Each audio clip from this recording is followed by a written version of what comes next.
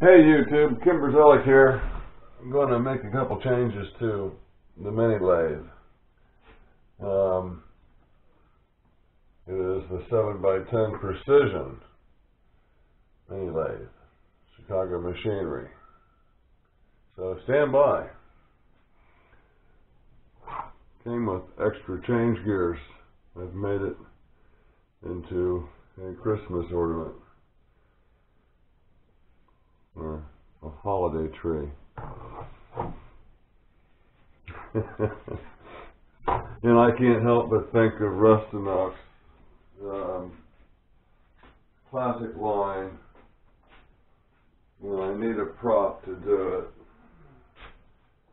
Where are all my props at? Stand by.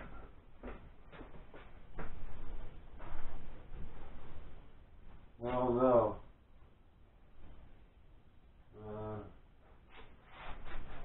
Yeah. Oh, here we go.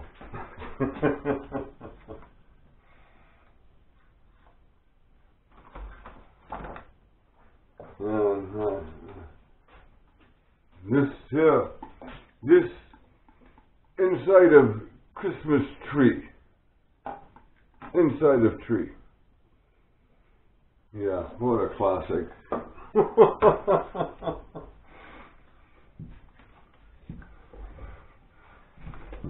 What a classic line. And then there's the goats. I'm not afraid of lions.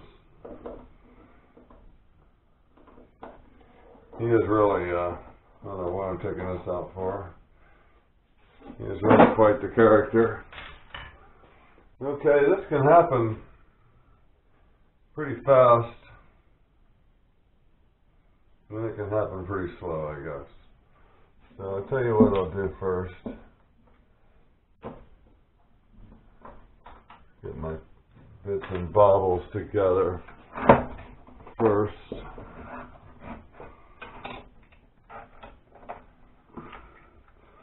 And we're going to have to go for a ride, I'm afraid. So you can hold on right there. Yeah. Oh.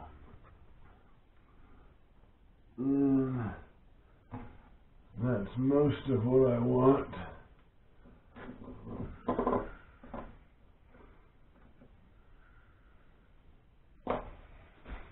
Stand by.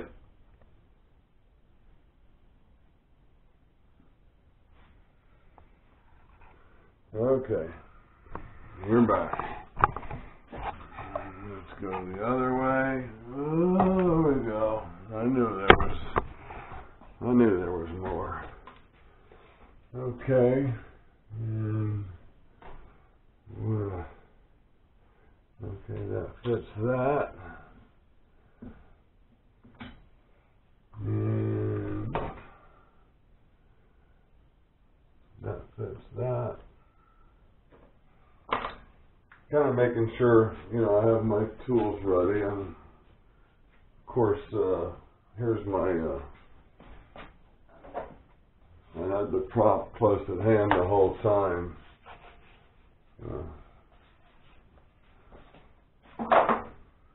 Actually, a pretty accurate prop, too. So we're going to get rid of the compound. Okay, we're going to use this. I need two 12mm nuts.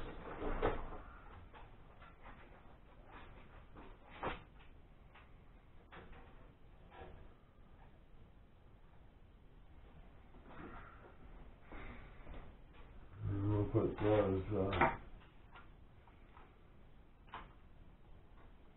at least I think those are 12mm.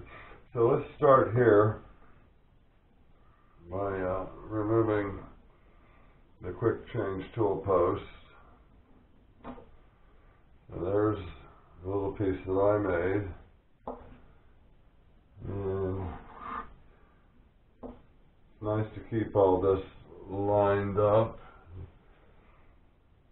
no fun wiggling it around and trying to figure out how it was oriented before.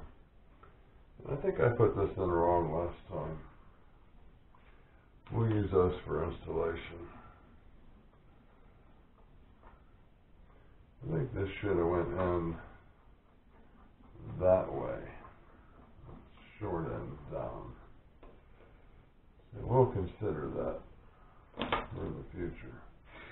Okay, now we will remove the compound. Keep myself out of your way. That'll be tough. And a couple turns here. This doesn't take that long to change this out. It was my first criticism of my own modification. I want to go ahead and pull this stuff all the way apart, give included, because it can all be cleaned and oiled and stored. With my recent foray into cast iron, everything needs to be cleaned. I did the shop tour recently, and I neglected to point out one of the upgrades that I'm most proud of, and that is a guide, a slide. There's no gibs to speak of on this carriage slide. And what I did,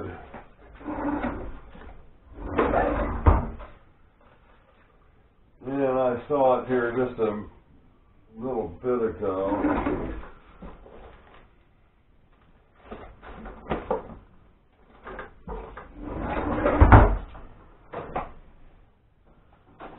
Oh well. What I did, let's take this down.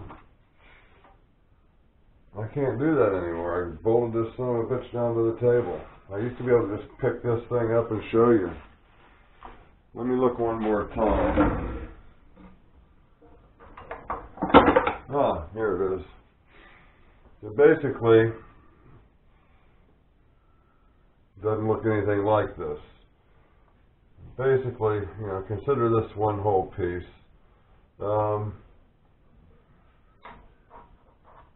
This is underneath. We got 4 ball bearings with grub screws underneath, and that is riding there. We have 2 ball bearings here and here, riding against this surface for lateral adjustment. So we got 4 ball bearings here, 2 ball bearings here, and you can see the piece right there. This was going to be the same part for this side. Had to make a cutout for this spindle, this gear, and I built the part backwards. So I'm not even going to show that to you.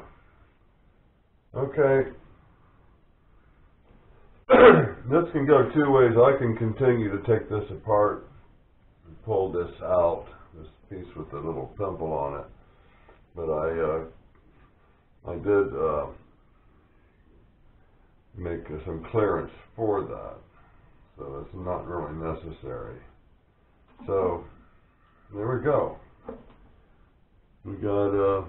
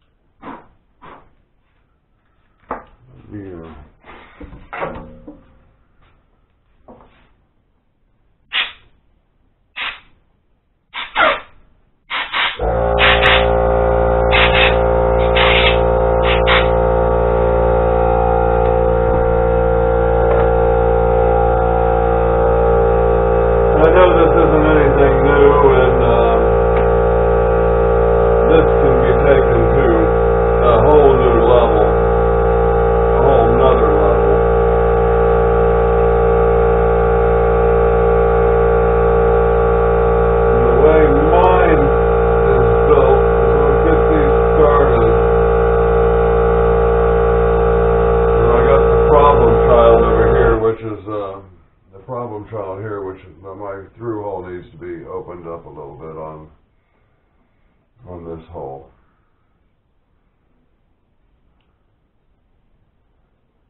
Okay, I'm going to spot check that everything's lined up. I think these, I don't even remember what size these are. These screws. And, you know, after I built this, I mean, there's other ones out there that are nice and beveled and nothing will stick to it, you know, everything rolls right off of it.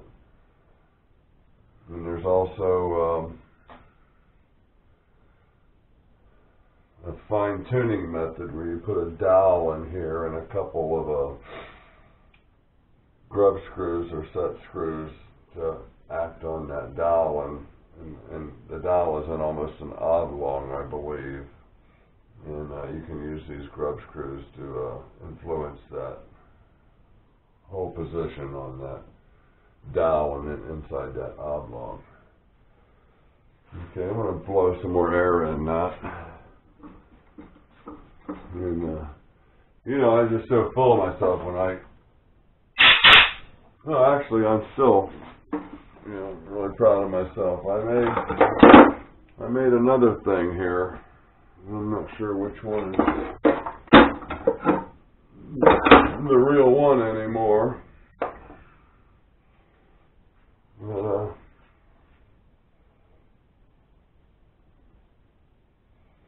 I think this might be it. It goes up here, and then my little milling attachment will attach to that.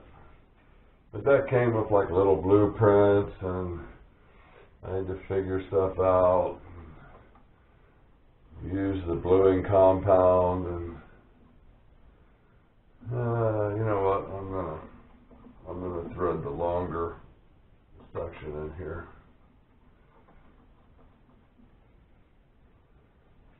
And I have two 12-millimeter nuts.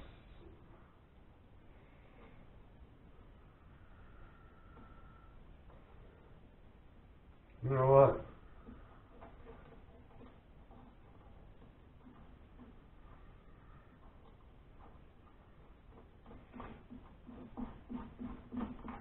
I must have been doing this with the short end, because I've always had room to thread two nuts on here and have them influence each other.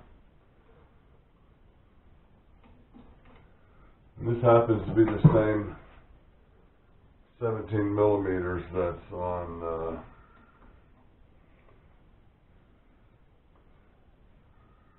something else on here, my tailstock. And then I will hit this and this.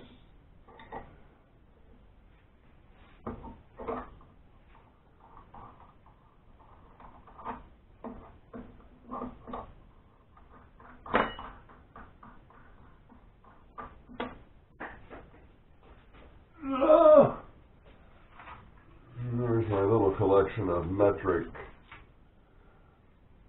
nuts. Of course, they give you 50 of the, it goes down to 2.5, down to 2.5. You get 30 of those, you get 5 M10s. So I guess I wasn't at M12, I'm at M10 here.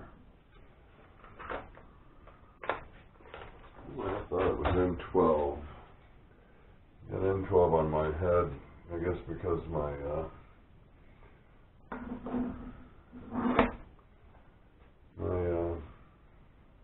drawbar, my MT3 cullet holder is a M12. So I got these plates.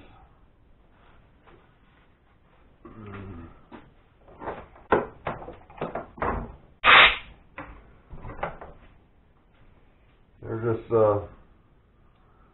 both pieces of hardened steel.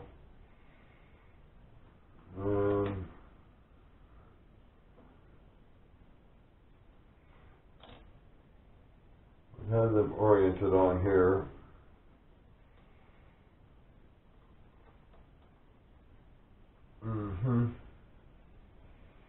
In a way that'll keep this square. But I almost don't like that idea, because without these I can quickly change the angle of my tool by using my quick change tightener lever loosener thingy. So I'll put these on here now, and the first time I need to change the angle of my tool posts, I will probably take them off. It's easy enough to square up your tool posts, and this is probably complete baloney, but I think with the dissimilar metal types, it's pretty grabby. Sounds a tad bit bullshittish to me, but you know what? It probably is, and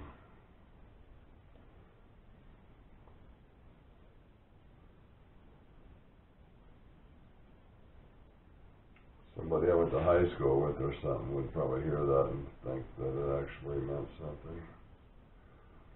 But, you know, all these ideas and upgrades are not original. And did anybody see where that screw went? You know, these are all simpler ideas. You know, a simpler version of somebody else's idea, and they probably got the idea from somebody else as well. One person's squareness is the only dimension we can use, but if you look at both of these corners, they're looking very equal to me.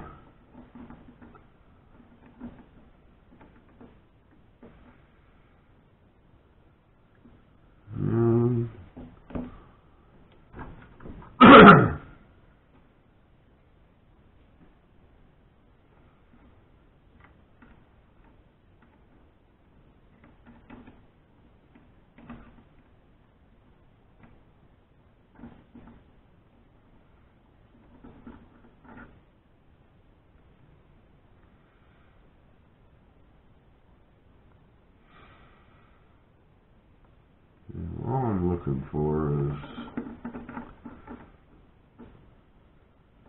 the depth.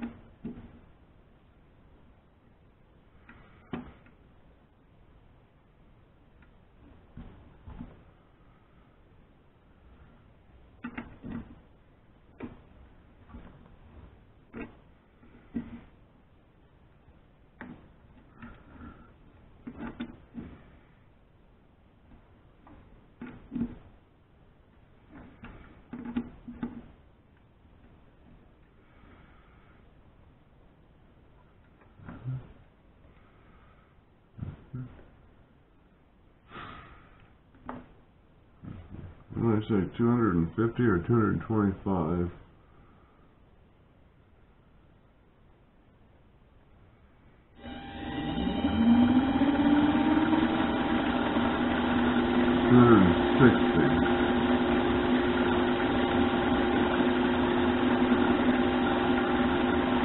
Zero that out.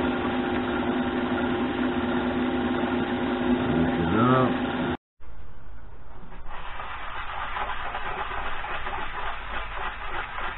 Hey YouTube, how are you? I chucked up a little piece of metal like this morning with the 4-jaw chuck and ended up with this little cube, little rectangle, and thought I'm going to try my skills at polishing and see if I can get this thing to like a mirror finish. I picked up some automotive paper here, some sanding paper, 80, 180, 400, 1500. Yeah, I should be able to at least get rid of the turning marks on there. Didn't video any of that, but used some contact cement to glue this sanding paper down to this sheet of, I don't know what it is, I'm going to call it plastic. It's something between plastic and glass. It came out of a television set I cannibalized. I actually used part of the television set DC wiring to hook up my tachometer on the mini lathe. So I want to take this opportunity to thank all my new subscribers. There's one particular gentleman from the UK who is going to give me a little education, a little tutoring in inserts. I buy these things on Amazon. I tell them I hear someone says MT3252, so I write that down. I get on Amazon and I order it, and it comes to me, and it doesn't have any markings on it, and it does do a nice job on aluminum. And this one here, I know this does a nice job on aluminum because it does a better job than this insert, which I have no clue what it is. And I have this one which came with the holders, and I have no idea what it is. The numbers on the holders, the only thing in common with any of the codes on this is they all start with SC. We have SCMCM, SCLCR, SCLCL. These are actually identical here, but it has two different configurations. So, yeah, I got the little engineer's little black book, and I know there's a section in there that breaks all this down. But, you know, I'm buying, you know, $14 for 10 or $25 for 10, and I guess when you spend that kind of money, you don't get the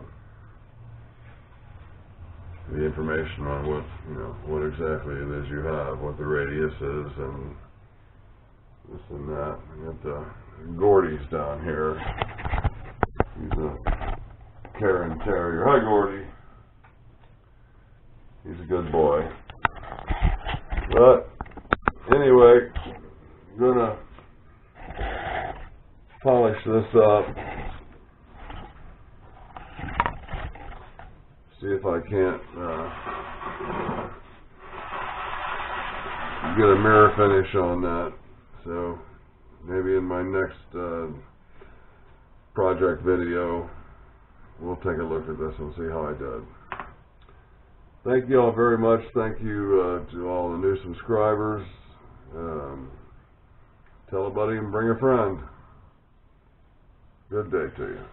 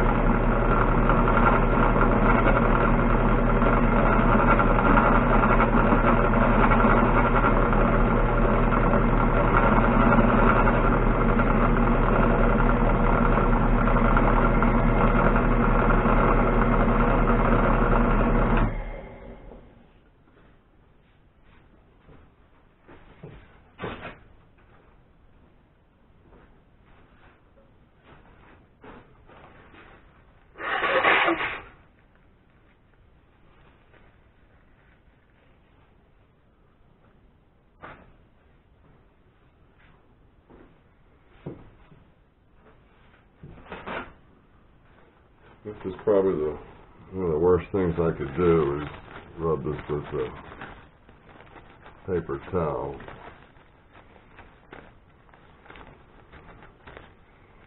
If I could trust this microfiber cloth not to have any chips in it.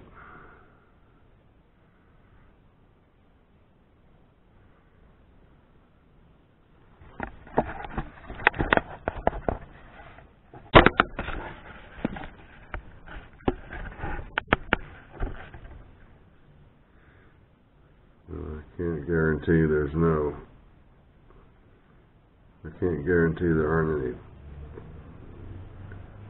chips embedded in this cloth. So obviously I feel pretty good about this section of it.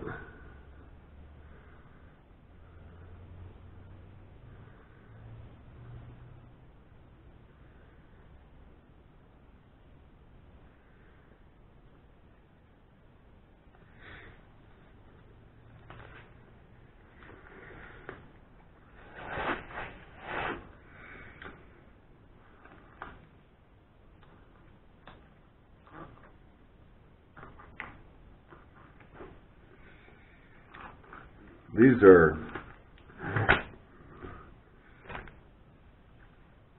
gloves made for paramedics.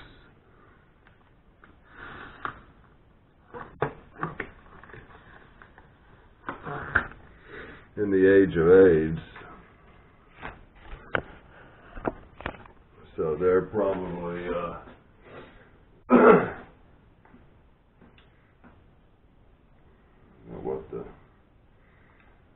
doesn't say how thick the material is here, it sure should.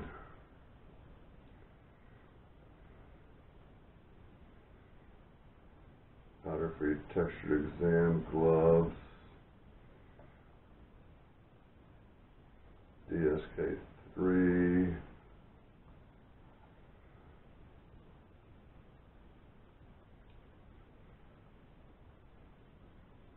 Meets NFPA 1999-1997.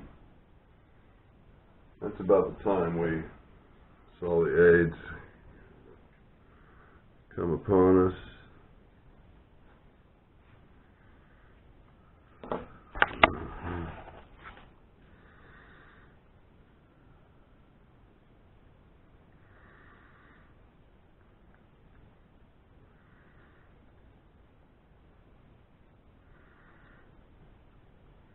This seemed like a real good idea until I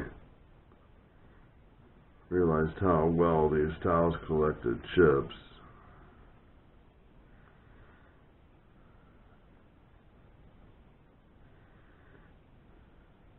I have them on the edge of my bench here.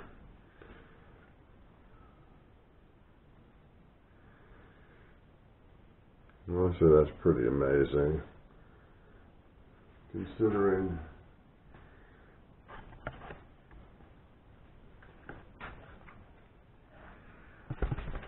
we started with this. Now I can't tell you if that's cold rolled or hot rolled. I believe it's the one that has truer dimensions when it is delivered. My understanding of a hot and cold rolled is one, the round bars might be oblong. And maybe this is the case and it's just been machined. But nonetheless, able to get this finish just kind of blows my mind.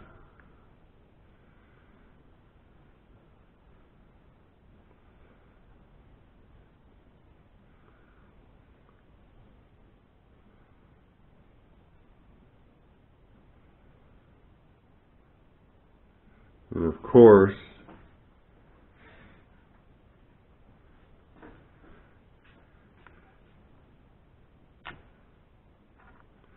I've been working on,